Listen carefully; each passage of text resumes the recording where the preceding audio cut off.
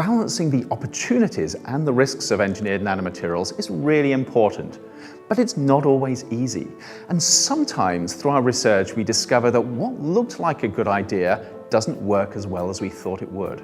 For instance, here's Francis Schwartz on using copper nanoparticles to preserve wood.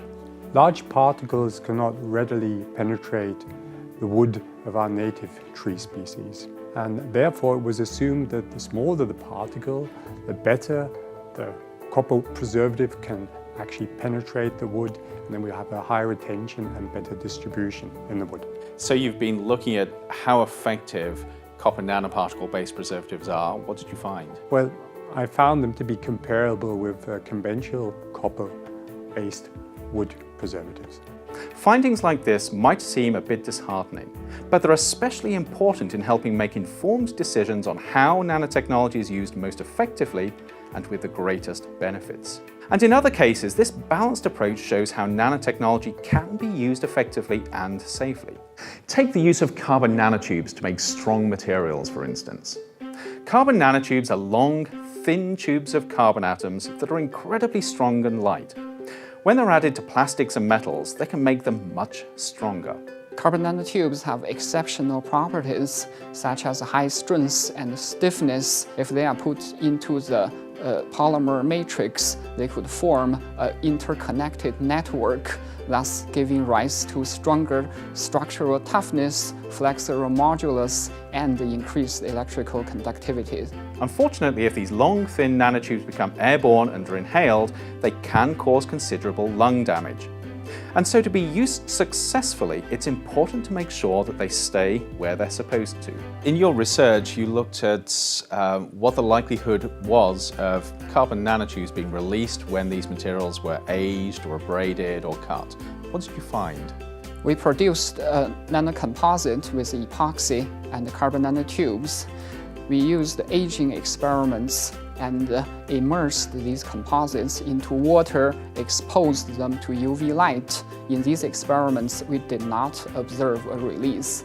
However, in abrasion experiments, we did observe release. So the particles were released, included the polymer fragments with or without carbon nanotubes, and also a small amount of freestanding carbon nanotubes. Should we be concerned about this? We used the abraded particles in a toxicity study. So they are used for the lung cells, and we observed no acute toxic effects. Therefore, we think the effect is very limited. In the case of carbon nanotube composite materials, there are clear opportunities with using nanotechnology.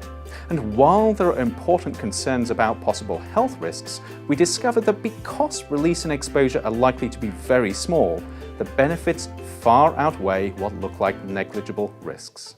This ability to re-engineer common materials and to use them in new ways is a common theme in nanotechnology.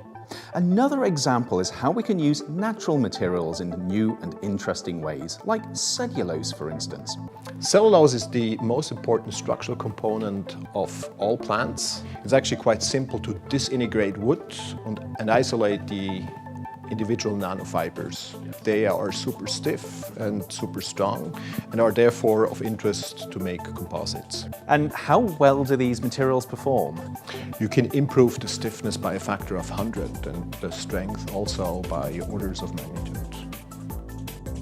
So when we started out, the idea was that nanocellulose is safer than engineered nanoparticles because it's a biological material.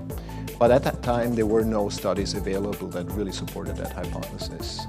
In the meantime, we and many others have done experiments that confirm that if used in realistic doses, nanocellulose is much safer than other materials. Another area that has been attracting a lot of attention is using nanomaterials to increase the performance of lithium-ion batteries. Nanomaterials in battery have already proven that it can increase the power available from a battery, and second point is decreasing the time required to recharge a battery. The last point is nanostructure can enhance battery life. So we are mainly focusing on cathode nanomaterials, and also we focus on bio and environmental assessment using these nanomaterials. So you're working with these new nanomaterial electrodes. How big of an improvement have you seen in the performance of your batteries? So we have big enhancements in capacity and energy in weight and in volume. And also we could recharge our batteries in shorter time compared to micron size.